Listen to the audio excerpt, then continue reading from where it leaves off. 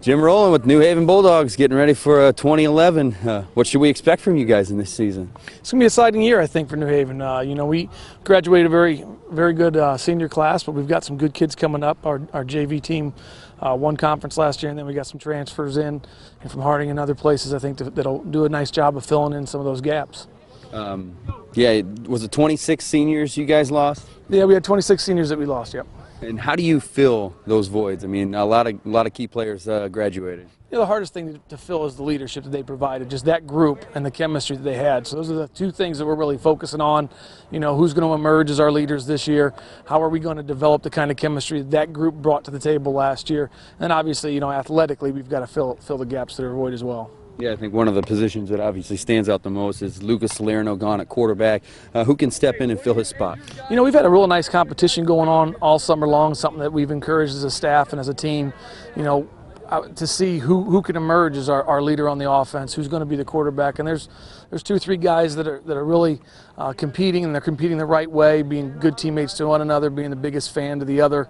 And we'll make that decision at the end of this week as to who we're going with week 1. Who's it between right now? Right now it's between Lydell Trainer, who's a transfer in out of Michigan last year, and then Kevin Ware, who was our backup quarterback last year.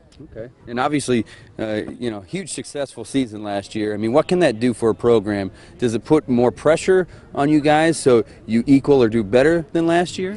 I think it's just about taking the next step. I mean, if you want to build a program like we want to do here at New Haven, you get that level of success, and you don't want to take 2 steps backwards. You want to make sure that we're always continuing to move forward. So we're preaching sectional and beyond. To win a conference championship would be something that New Haven hasn't done since the NHC has been formed. So that's, we've got high goals because I think we've got the kind of talent that could achieve those goals.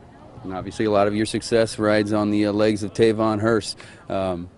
How's the line in front of him? I know you probably lost a lot of key guys that were blocking for him.